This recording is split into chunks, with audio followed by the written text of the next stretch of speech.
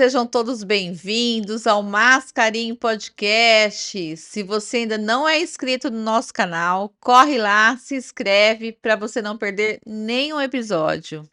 E hoje nós vamos apresentar uma pessoa que é muito conhecida na nossa cidade. Ele é um doutor, ele tem 50 anos de carreira, ele é um excelente pediatra, ele está à frente de um projeto social. Nós temos a honra de apresentar Dr. Francisco Augustinho Júnior. Tudo bem, doutor? Seja bem-vindo. Muito obrigado, Andréia. Muito obrigado pela oportunidade, pelo convite e que a gente possa trazer algumas orientações, porque falar de criança sempre é um prazer para a gente e nós que estamos sempre envolvidos com as situações que envolvem os nossos filhos sobre saúde. Um prazer estar aqui com você. Prazer é todo nosso, com certeza. Doutor, vamos começar lá no início da trajetória, algumas curiosidades, para quem está nos ouvindo, que quer seguir a carreira aí de medicina. Fala pra gente desafios aí que o senhor enfrentou no início. A medicina é uma especialidade muito prazerosa, né? E ela é realmente envolvente e ela traz frutos que nos levam, assim, a uma situação que eu considero muito privilégio ser médico, né? E os desafios, é claro, foram desde a formatura, o vestibular. Na época, a FAMEMA era extremamente disputada, era ainda uma faculdade particular, né? E o vestibular foi um desafio, e depois o próprio curso de medicina da FAMEMA era realmente assim, que trazia ao aluno dificuldades importantes, né? E que o objetivo a que nós faríamos era sempre estar estudando e levando muito a sério, porque se naquela época nós tínhamos a ameaça do exame, a ameaça da segunda época, que não existe mais, e até a ameaça das reprovas, né? Então, o curso de medicina da FAMEMA continua sendo de excelência e desde a nossa época, somos a quarta turma da Faculdade de Medicina de Marília, foi Nossa. realmente uma escola jovem da época, né? E que, claro, tinha aí um futuro grandioso, como nós observamos que é de Marília, mas na verdade serve o Brasil, né? Isso é muito importante, né, gente? Ouvir um profissional que ama o que faz isso há anos, com muito carinho, com muita dedicação. Na nossa cidade, ele é referência. Então, assim, tem que parabenizar essa história e essa trajetória. Doutor, desde a da gestação, os pais vão se preparando para receber esse filho, esse bebê tão esperado. Como que funciona aí esse início, quando eles procuram o senhor, como que fica isso? Como que é feito? Na verdade, o início da gestação nós somos, assim, pouco procurados, né. Na verdade, quem a orientação, assim, profissional é do Do obstetra, né. obstetra, né? Mas algumas situações, quando nós atendemos já a criança que nasceu, nós temos que ter informações sobre gestação. E hoje essa história da criança começa antes da gestação mesmo. É importante que quando nós abordamos uma criança pela primeira vez para conhecer por porquê que está nos procurando, a gente tenha uma noção de um conteúdo, assim, que é realmente amplo, desde a idade dos pais, né, antes da concepção, e até o modus vivendi, né? Porque hoje o ambiente, que a gente vive tem muita influência sobre a gestação, desde a alimentação, a saúde, os hábitos de vida, a atividade física, enfim, há uma série de fatores que podem influenciar sobre a gravidez. E é claro, quando nós somos procurados, você tem algumas situações que são mais importantes, esses dados, como quando nós temos alguns atrasos de desenvolvimento, suspeitas de síndromes ou algumas situações que estão levando a família a alguma dúvida nós temos que realmente entender quais foram os propósitos iniciais, como essa gravidez foi, organizada, desejada, né. E durante a gravidez o que aconteceu? Desde, quadros infecciosos, né, desde situações, às vezes acidentes, doenças com a mãe, doenças familiares, tudo isso tem importância sobre o bebê. E à medida que a medicina evolui, que você pode ter diagnósticos, você tem hoje recursos diagnósticos extremamente complexos, né, é importante que a gente, tenha todos esses dados de gestação.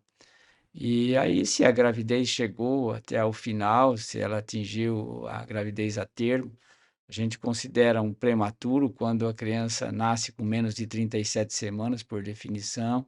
A gente considera de baixo peso e tudo isso tem importância sobre o evoluir da criança, quando nasce com menos de 2,5 kg. Se o parto foi um parto cesáreo, se foi, um parto vaginal e quais foram as condições de parto, se esse parto foi uma urgência por alguma situação, se a mãe está apresentando algumas situações de final de gravidez, de urgência, que exigiu algum tratamento específico, como uma hipertensão, um diabetes, enfim, algumas doenças que podem acometer a criança, que pode ter uma situação que exige a gente, como pediatra, conhecer. E aí o parto, se houve um parto em que quer seja cesáreo ou seja vaginal, se houve uma condição normal, porque embora a gente valorize muito o vaginal, o espontâneo, né, a gente considera, assim, muito importante que a criança nasça bem. Então o parto para nós pediatras, ou especificamente para mim, tem muito valor quando o normal é aquele que a criança nasce bem Sem e traumas, né. é aquilo que a mãe esteja bem.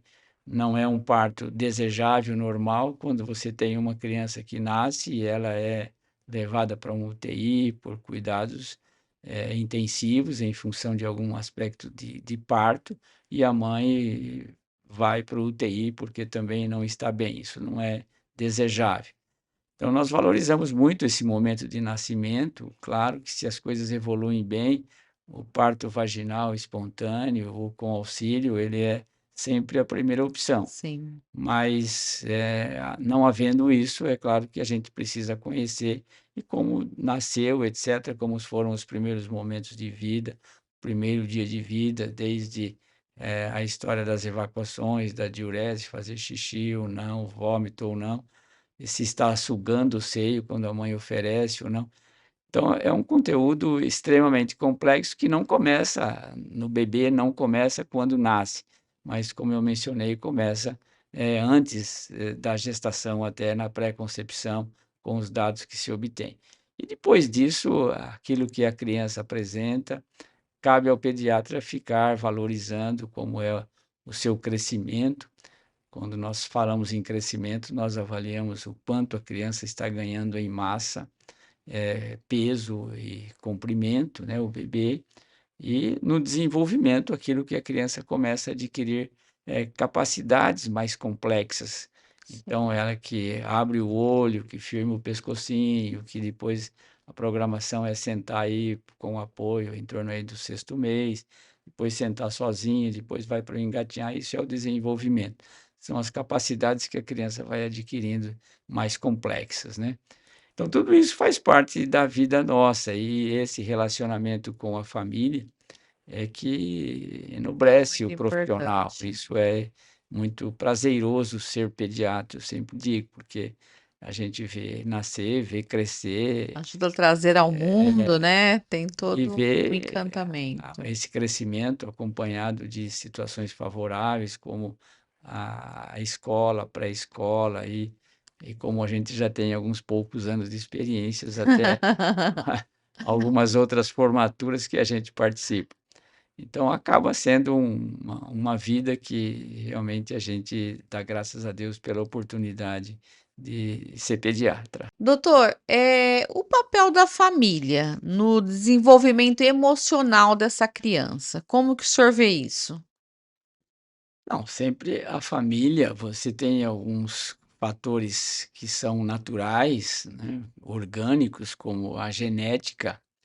O filho tem ele tem uma combinação genética nova, mas essa combinação é resultado do potencial genético do pai e do potencial genético da família. Então esse aspecto, assim, natural, é que faz parte da composição da pessoa, né, você da estruturação física da pessoa, as suas características genéticas que são sempre herdadas. E fora disso, a influência do ambiente é sempre notável, né. Você tem uma condição em que os pais têm os seus valores, os seus modos viventes, e é claro que isso é transmitido ao filho. Você conviver com a família sempre tem uma influência muito positiva sobre isso. Com o crescimento, os aspectos genéticos podem ser modificados por uma situação que se chama atualmente, que é a influência do ambiente sobre a genética, que chama epigenética. Isso acaba modificando algumas coisas, alguns comportamentos dos filhos, né? Mas isso não é uma coisa assim estática, é muito dinâmico isso, né? Tanto assim que você tem um primeiro filho com características X, você tem um segundo filho com características Y, Diferentes. né. São diferentes em termos, assim, até da sua postura, do querer, do aceitar, dos seus valores à medida que esses Que filhos crescem, crescem, né. né. E é por isso que a família tem uma participação importante nisso tudo, como você tem um potencial genético diferente de cada um, você normalmente não pode ter o mesmo comportamento. "Não, eu trato todo mundo igual, trato os 2 filhos iguais".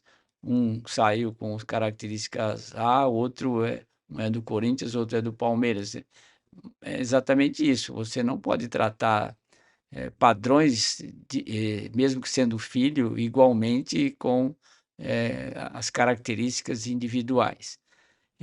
A coisa mais que como pediatra a gente diria assim, qual é a maior maravilha que você observa aí no mundo hoje? Para mim a maior maravilha é a individualidade.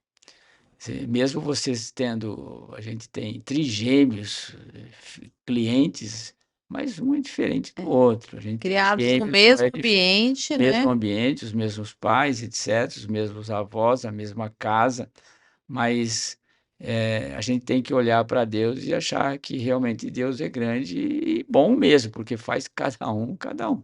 Não tem 2 Marias iguaizinhas, E né, não dá para ter, às vezes, 2 a José. mesma criação, porque são É claro que pessoas aí você tem que distintas, ter um né. jogo de cintura, você que está formando essa criança nos vários aspectos da vida, tem que tem que se moldar aquilo que você está dentro dos limites que a sua própria família estabeleceu, mas você tem que se moldar em relação ao que você ensina, aquilo que você quer chegar, um quer ser médico, outro quer engenheiro, outro não quer ser nada, né. E isso realmente precisa ter uma noção de que a individualidade não é porque é filho do mesmo pai e da mesma mãe que Que pode vai ser responder iguais. às perguntas, às situações sociais, ambientais da mesma maneira. E esses pais vão ter que saber lidar com isso, Não né. tem dúvida, porque senão aí você tem algumas Os situações, conflitos, né. existem os conflitos que à medida que a criança cresce, torna-se um pré-escolar, um escolar, um adolescente, começa a ter valores próprios, né. E isso às vezes choca. Mas eu nunca falei isso, eu nunca ensinei isso, mas o mundo é muito aberto e hoje, né, nós temos, influências que são imensuráveis, né. São Internet. Todos os aspectos do relacionamento, desde a própria escola, você vai se relacionar com uma pessoa, 2 pessoas, 30 pessoas numa classe, e aí cada um foi criado de uma maneira, você tem todos os valores diferentes, você tem aproximações diferentes, e é claro que você está, sempre absorvendo as coisas que circundam você, você acaba tendo essa influência.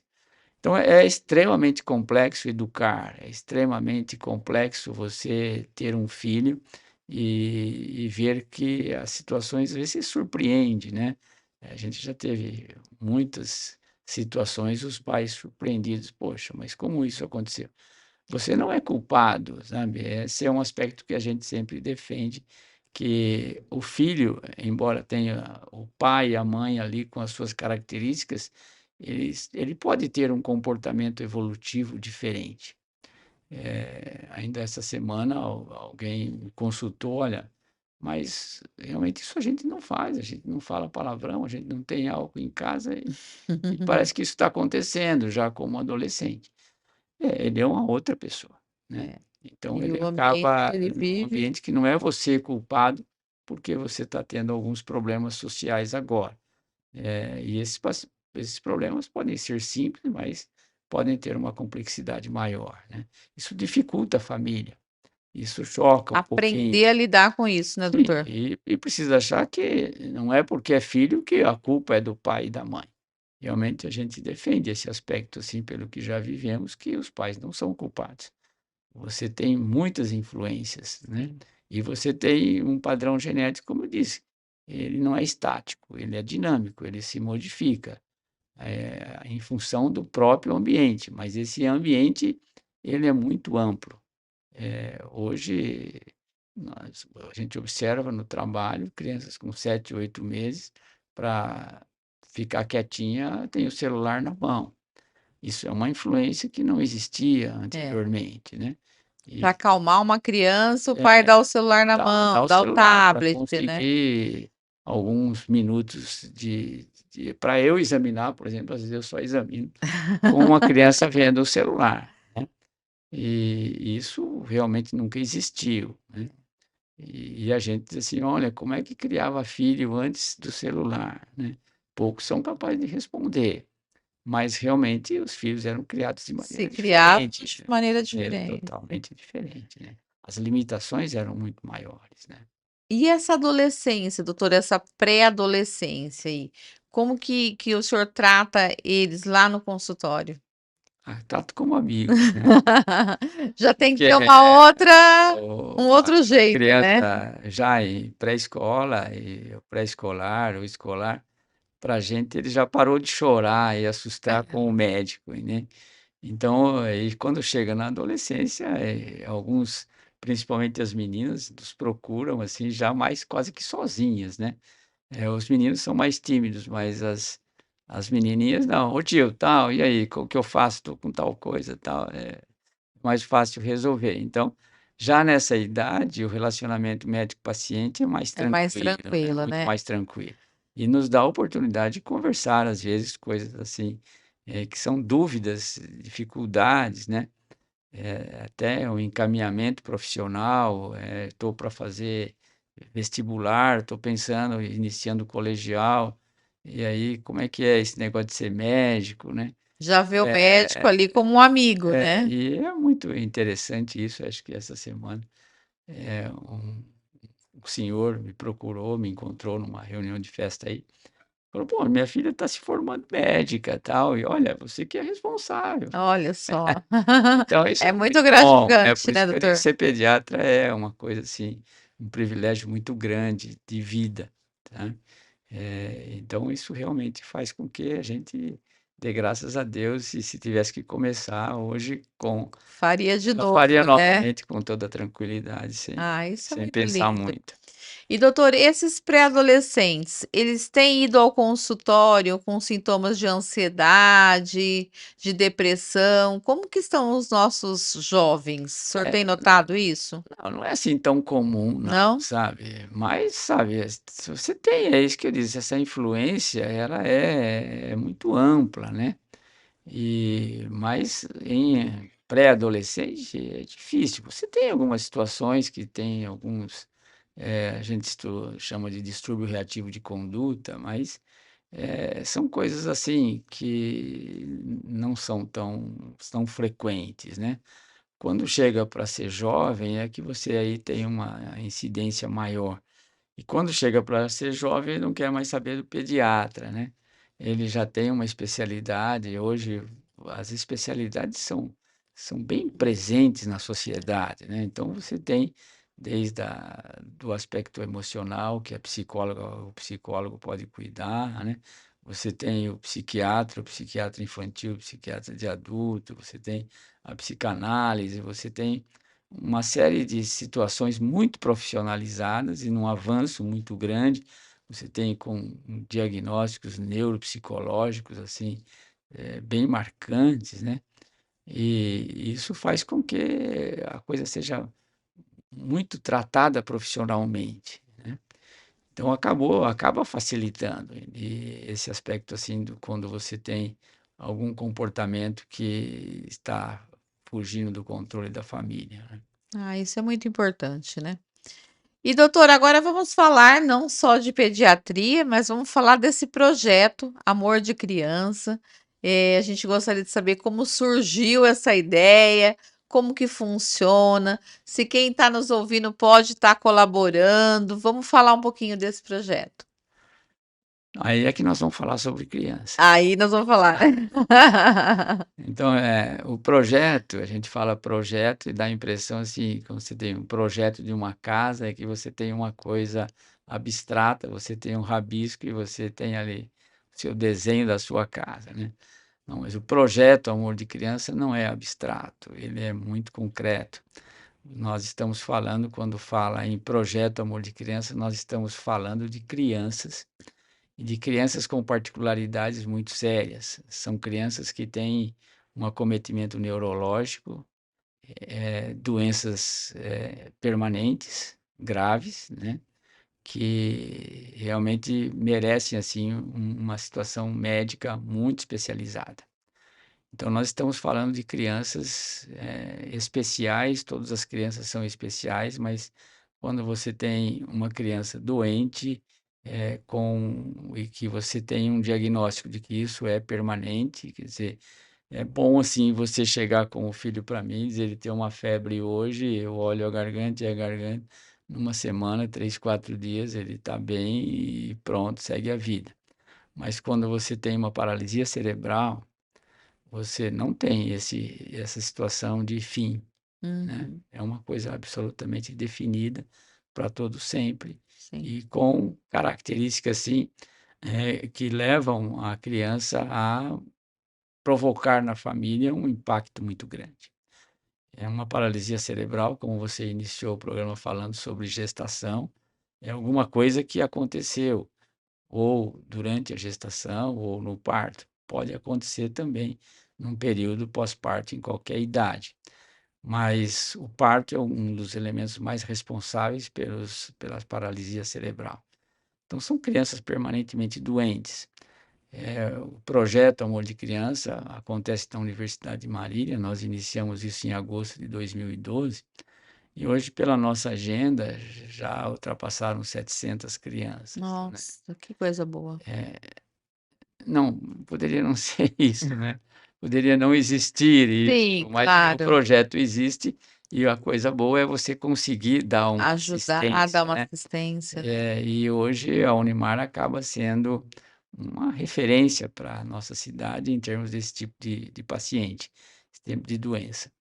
Então, nós temos aí as crianças que, por uma situação ou outra, têm um cérebro gravemente comprometido, doente, né?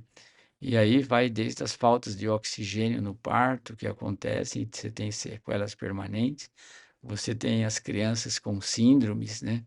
Nós temos muitas crianças sindrômicas com exames genéticos alterados que explicam os quadros que a criança tem.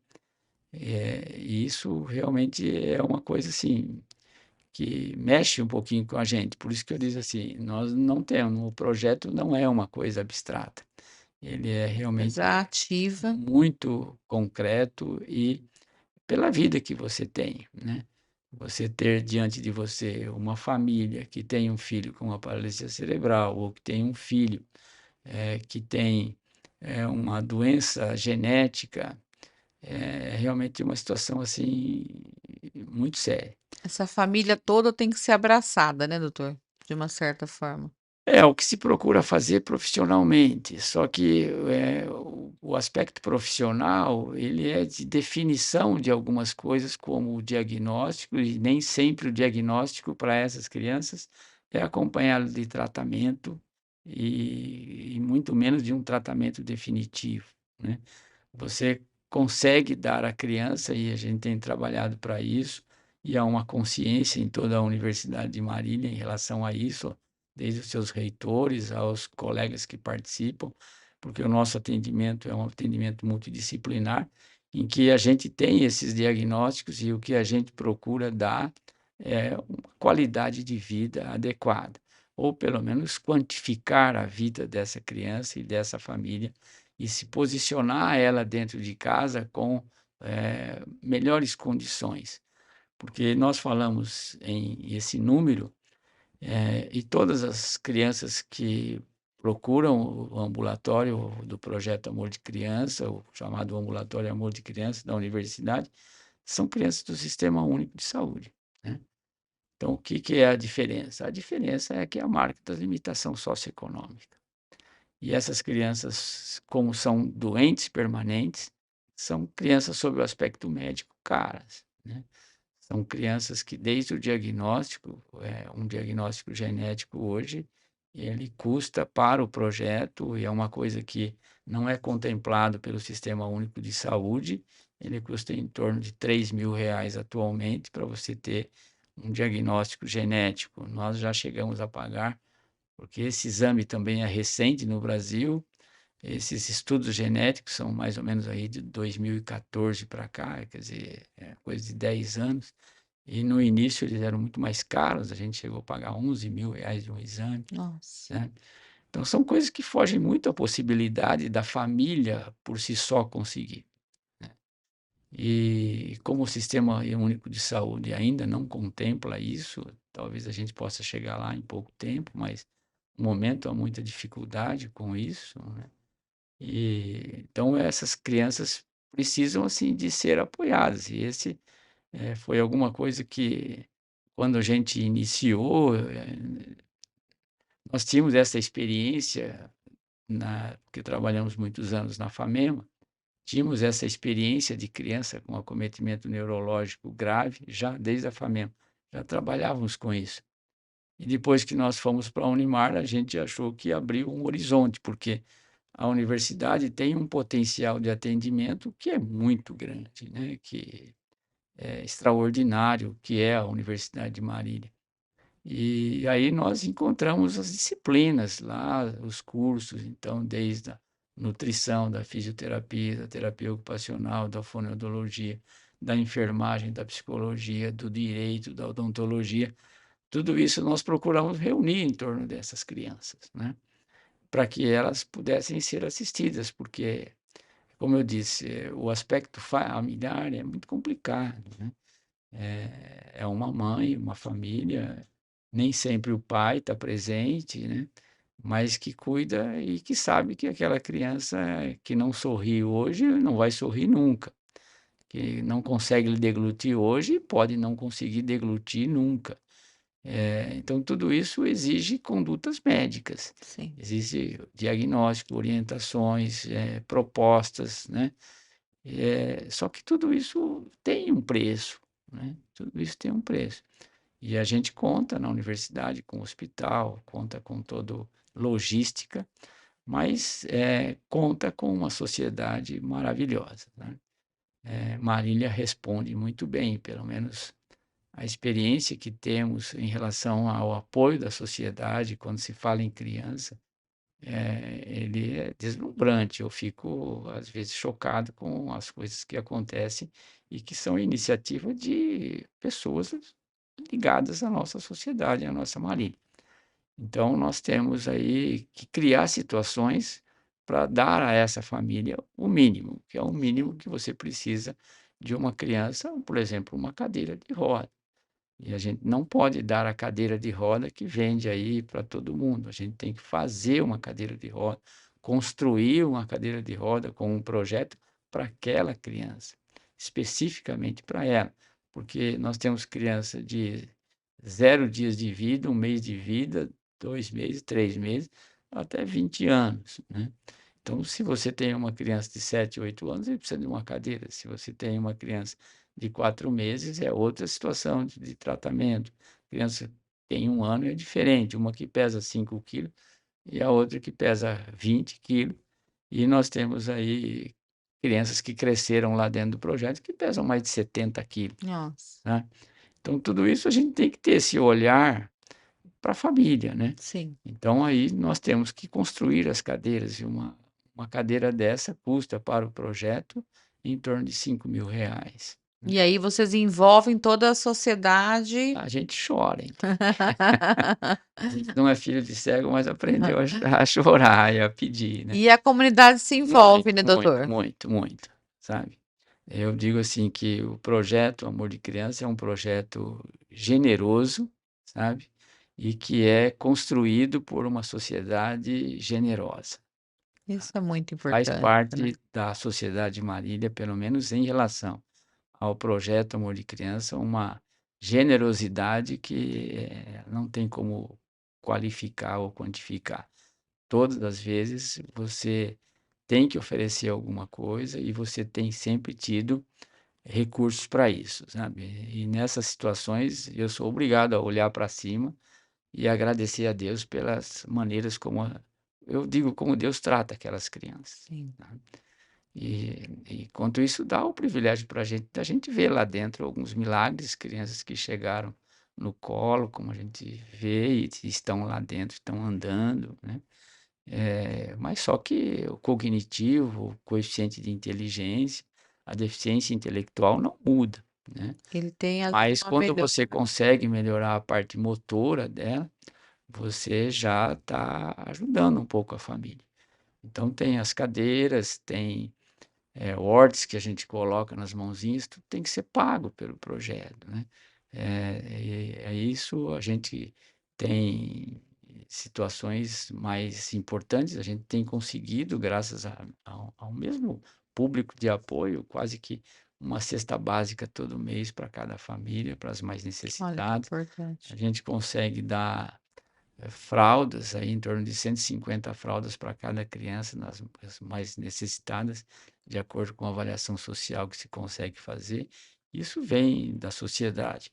Isso foi junto à Unimar, foi-se obrigado a criar uma associação que pudesse ter um CNPJ diferente para legalmente poder participar disso. Então, hoje nós temos a Associação dos Amigos da Criança Especial, cujo presidente é o senhor Daniel Spila, empresário da cidade, e que, ao longo do tempo, aprendeu a gostar das crianças, né? Aprendeu a se sensibilizar com as crianças. Então, essas coisas são trabalhadas aí de várias maneiras, né? Tudo que a sociedade faz, que convoca a gente está lá para poder ter fundo. E sempre de uma maneira muito clara, transparente, para não dar dúvida de que há alguém interessado secundariamente em alguma coisa. Não há nenhum esquema político montado para ninguém e não há vantagens pessoais para ninguém, né. A logística a Unimar garante, mas, você é obrigado a ter rendimento, você precisa ter uma receita, né. E aí vocês vão aí dia 19 de novembro tem Léo Chaves aí, aquele mesmo Léo do Vitor e Léo, ele vem aí para dar um show.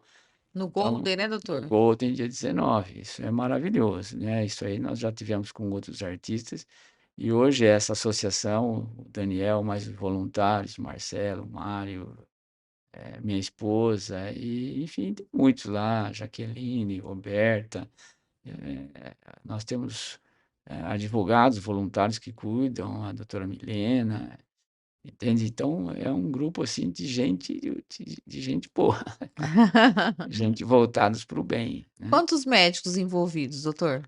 Um Nós temos assim, projeto. nós precisamos de todas as especialidades quase, mas os ambulatórios nós somos assim, nós temos, mais um pediatra que trabalha com a gente, doutor Salum, nós temos neurologistas, 2, Fabiana, Cristiane Basso, nós temos, endocrinologista que faz parte quando precisa. Então nós temos ortopedista, nós temos cirurgião, doutor Ricardo, doutora Juliana, que operam as crianças que precisam, endoscopista, quem faz as endoscopias, o doutor Samuel Gregório, toda então tem todo o hospital à disposição, né. Então a gente conta com a imagem da Unimagem, conta do Laboratório de São Francisco, conta a gente mexeu com muita gente, você percebe Envolveu muita que gente é na uma coisa assim sociedade, que né. e a gente felizmente encontra sempre uma resposta positiva, tem os ortopedistas, etcétera. Então, de acordo com a necessidade, nós temos aí agora neurocirurgião dentro da Unimar, pra também apoiando. Então percebe assim, e temos assim funcionários, os colaboradores da universidade, a diretoria da universidade, do hospital, a gente usa e apela para todo mundo sempre.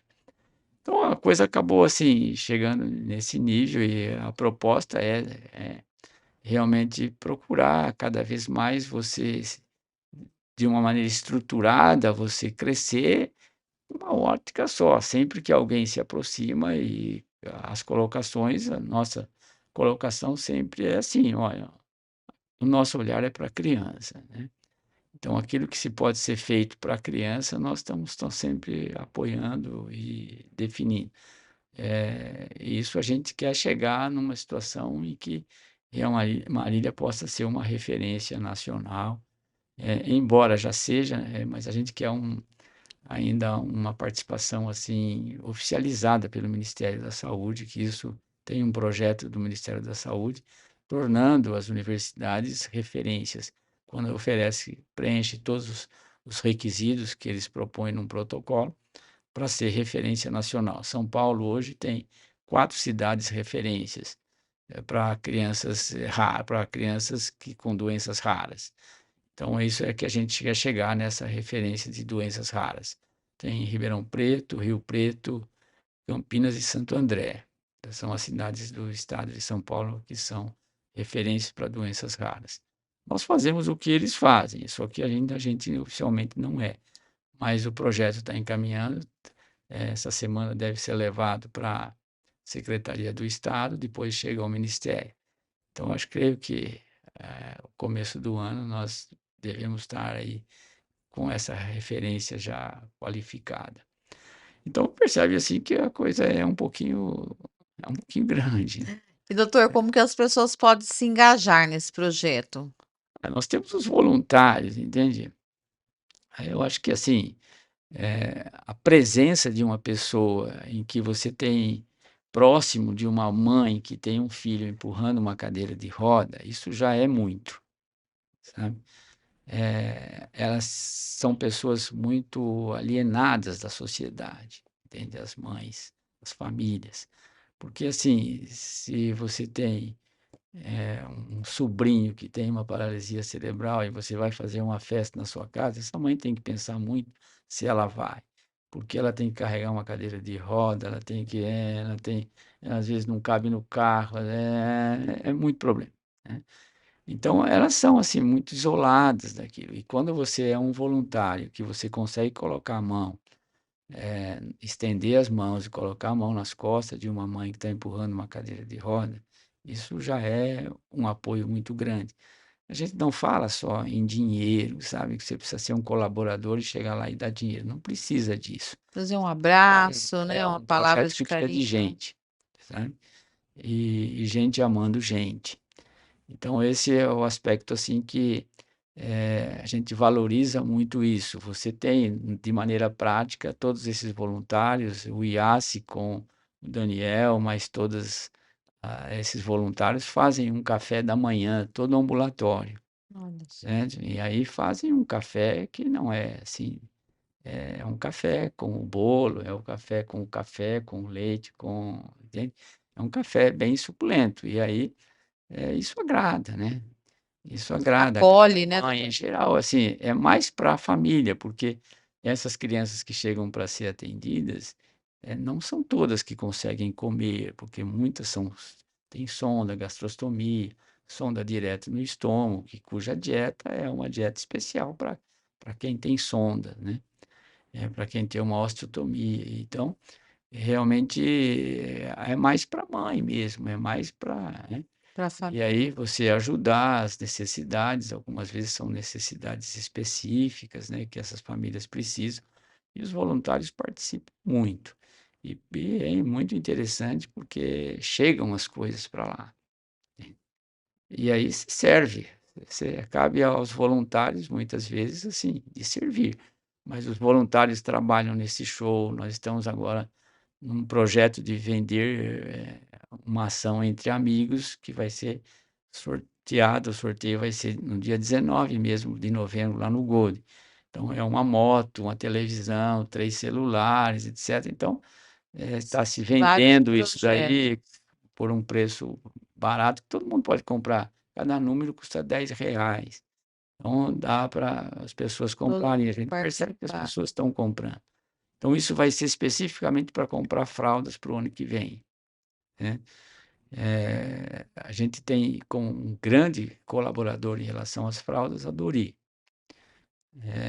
E a Dori, mudou a sua diretoria, etc., mas o coração deles não mudou, não mudaram. Os que chegaram estão olhando para o projeto, estão apoiando o projeto, e isso é maravilhoso. Mas na diretoria anterior, eles deram, assim, no ano anterior, 240.000 fraldas, Olha que importante. né. Isso dura uns 5, 6 meses. Quantas crianças, doutor, já passaram pelo projeto? É isso que eu disse, nós temos uma agenda que desde o início, hoje a gente contabiliza mais de 700 crianças, né.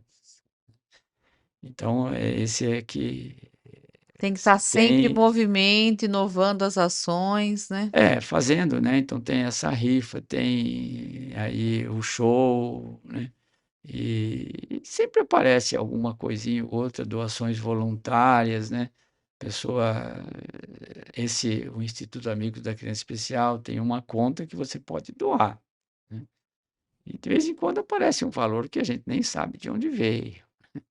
Que bom.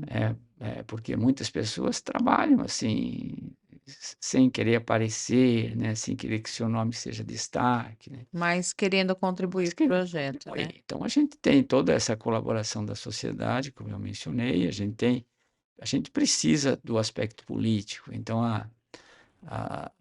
atualmente a Secretaria de Saúde é o elemento que coordena a agenda do projeto, entende. Então se tem uma criança lá na Nova Marília, que precisa ir para o projeto, quem faz esse agendamento é a Secretaria da Saúde.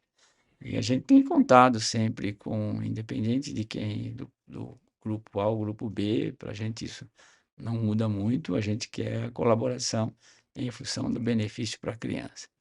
Então, a gente conta com a Secretaria da Saúde, a gente conta com algumas ofertas políticas, sabe, assim, de deputados, etc., de estadual, federal e tal, e que fazem eles têm verbas para a saúde, né?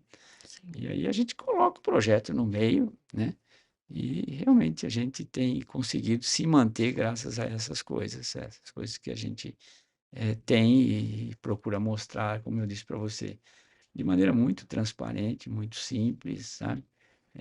De tal forma que o benefício seja a criança, não há projeção de nenhum nome, em torno do projeto. Então Vamos esse é deixar aí os contatos depois, né, para quem estiver nos ouvindo, quiser contribuir, participar. isso aí não falta. Marília é uma cidade grande, mas é pequena. É uma cidade de coração grande, é uma cidade de mais de 250.000 habitantes, mas todo mundo sabe quem é quem. Se falar: "Olha, fala com o Daniel Spila, fala com o Marcelo Ramos, fala com a Marcela", fala Sempre vai ter algum sempre aí a contato, né. própria Universidade de Marília Sim. e o IASSE hoje que tem todas essas situações e toda terça-feira, você que está nos ouvindo: "Ah, eu queria ir". Nós começamos às 7 horas da manhã, sabe. 7 horas da manhã o café já está servido, né. As mães já se aproximam, porque, a gente fala assim, você vai ao médico, você sobe no seu carro e desce lá na porta, né.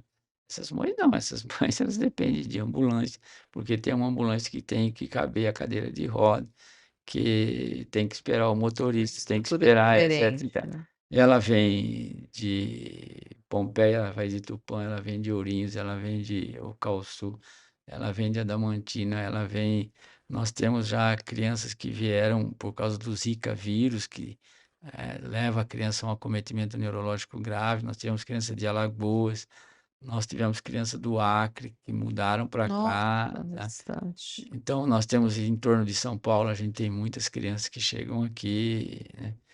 Enfim, a a coisa roda. E Vamos deixar o contato então, para que você que está nos ouvindo, quiser participar, contribuir, pode ir lá passar um dia com vocês, né, claro, doutor? terça-feira está aberto, você pode chegar às 7 ou às 8 ou às 9, só vim conhecer aqui como que é. Esse Vamos deixar projeto depois os você vai ser muito contatos, bem né. recebido. É na Universidade de Marília, o primeiro bloco, e você tem lá só chegar lá onde é o projeto Amor de Criança, onde é o ambulatório Amor de Criança, sempre você vai ser bem recebido, sabe. Vamos falar agora um pouquinho do Pediatra Instruindo a Família. É isso, né, o livro do doutor? Não, é um livro que a gente vai formando experiência, a gente tem uma preocupação científica com a maneira de viver, né. O próprio projeto Amor de Criança tem uma preocupação científica, a gente com as crianças, com aquilo que a gente observa, a gente já teve aí 5 ou 6 teses de mestrado dentro da universidade, com os dados que a gente obtém das crianças, das famílias, né. Então a gente tem sempre aí essa preocupação científica com a medicina, né, não dá para se fazer uma medicina exclusivamente prática, né, você tem que ter um conteúdo científico a mais para poder, valorizar aquilo que você faz e ter sempre uma motivação crescente, né, em relação ao seu trabalho e para você próprio poder servir adequadamente. Claro que a medicina sempre é extraordinária, sempre tem alguma coisa que está aparecendo novo. Então a gente nunca sabe tudo, mas se a gente estudar um pouquinho mais e estar sempre acompanhando a literatura, etc., você acaba oferecendo um pouquinho mais, sempre com a possibilidade de erro, mas pelo menos a consciência de estar fazendo aquilo que é possível. E o livro foi assim, escrito aos pouquinhos aí, eu acho que eu demorei uns 15 anos para Foi escrever. colecionando histórias. Não, é simples, porque é um linguajar, aquilo que eu faço, que eu atendo a maneira como eu trabalho, eu acabei escrevendo no livro o que que a gente faz, como a gente aborda, e as coisas práticas, né, não é um livro para médico, é um livro para família, é para instruir a família se ela tem uma criança com febre agora, se ela abrir o livro, ela sabe o que fazer. Se ela tem uma criança com vômito, ela sabe o que fazer. Se ela tem uma criança que ela quer acompanhar as vacinas, ela tem o que fazer, tem no livro escrito. Se ela Para tem mamãe de primeira é, viagem, então toda, perfeito. como orientar uma gestação, como o que que é importante para a criança na gestação, o parto, o que que é, como é que ela deve pensar no parto, se eu tenho quero um parto cesárea, um parto vaginal, não é o paciente que decide, é o médico que decide. Sim. Então esses valores a gente procura passar no livro. E o livro ficou pronto numa época em que a gente estava em função da pandemia, a gente estava com um pouquinho de dificuldade financeira para o projeto, né. Então, na hora que a editora falou: "Ó, tá pronto, tal, né, o que que a gente vai fazer isso?" Aí a gente: "Espera quem está precisando agora é o projeto." Então toda a receita do livro, e até hoje, é R$ 50 por unidade, esse dinheiro é para o projeto, entende. Não é para nem para a editora, nem para mim, nem para ninguém. Ele é para o projeto Amor de Criança. Então, com isso, a gente procura ajudar sempre a criança, né. E então é alguma coisa que já estamos fazendo uma revisão para uma segunda revisão aí para um outro lançamento, mas é um livro assim prático que tem uma primeira parte sobre os meus valores pessoais, né? Aquilo que a gente vê, o que é o Acredito. pediatra e a mãe, pediatra e o pai, pediatra, o privilégio de ser pediatra, pediatra e Deus, pediatra e pediatra diante da morte, pediatra com uma criança no UTI. Como é que a gente conversa isso com a família? Depois da gestação, quais são as coisas importantes que são importantes para as mães em relação à saúde do filho, porque tem muito a ver gestação saudável com criança saudável, com um recém-nascido saudável, né? E aí depois todos esses aspectos do crescimento, desenvolvimento, vacinas e o que fazer aí com várias situações clínicas que aparecem em todas as especialidades que envolvem a criança, né. Mas coisas assim, curtas, apenas para que a mãe saiba aquilo que fazer, quando você tem alguns sintomas. E eu vejo que o livro é mais que um livro, né, doutor? É um legado que o senhor escreveu, que o senhor deixou para as pessoas, uma história de amor ao que faz. É muito mais que um livro, eu acredito. É, sim, porque você não está na fase da vida de fazer alguma coisa com vantagens próprias, entende? É mesmo para deixar uma Realmente, história, assim, né? são coisas que Deus vai colocando, vai encaixando as coisas nos devidos lugares, né. Como foi? Ficou pronto o livro, bom, e agora? Nós vamos fazer. Então chama o IACE, etcétera, ó, tudo para criança. Acabou o IACE, o Daniel, todo mundo aí acabaram e acabam tendo vendas que a gente se surpreendeu, né, entidades aí, eu quero 300 e a outra mas não sei o quê, e todo o dinheiro foi para as crianças, entende. E continua sendo para as crianças. Hoje, é claro que vende menos, mas praticamente a gente vende só no meu consultório, toda semana tem um outro cliente que acaba, Comprando o comprando livro. isso, o dinheiro é para as crianças. Meus parabéns, o projeto é lindo. E eu queria que o senhor deixasse uma mensagem para os pais, para as mães que estão nos ouvindo. A mensagem em relação ao pediatra é que realmente a saúde, que é uma saúde que tem os seus valores físicos, orgânicos, emocionais, e para mim tem os seus valores espirituais. Então, se a valorização de que filho é uma herança de Deus, isso é um provérbio, é um versículo bíblico, né, que, filho é herança de Deus, que a gente saiba valorizar a criança, que a gente saiba entender, a criança dentro da família, dentro da sociedade, e que realmente houvesse esse cuidado e entender que aquela que nasce, aquela que está lá dentro do útero é a mesma que vai ter 50, 60. Hoje a longevidade aí está aí até 100 anos ou mais, né, mas é a mesma pessoa, aquilo que a gente semeia lá no comecinho, você vai ter todo o fruto aí para frente. O amor continua sendo realmente aquilo que eu entendo que continua norteando a nossa sociedade, e que Deus continua norteando as nossas vidas, apesar da gente ouvir barulhos e barulhos, Deus não desceu do trem da história. E quando Deus está presente, a manifestação de amor e de vida sempre vai estar entre nós. É isso, amém. Gente, muito obrigada. Obrigada, doutor Francisco, por essa história linda de trajetória, por esse projeto que envolveu toda a sociedade de Marília, que todos aí possam se disponibilizar cada vez mais, colaborar, poder estar presente lá, levar um abraço, uma palavra. Quero agradecer muito a sua presença e todo esse seu trabalho. Muito obrigado, eu que agradeço a oportunidade. Gente, muito obrigada a você que estava aqui com a gente até agora. Mascarim Podcast com mais um episódio. Se inscreve no nosso canal. Os nossos apoiadores, Hashimits, Carmen Stephens, MB Salão. E muito obrigada pela presença de vocês.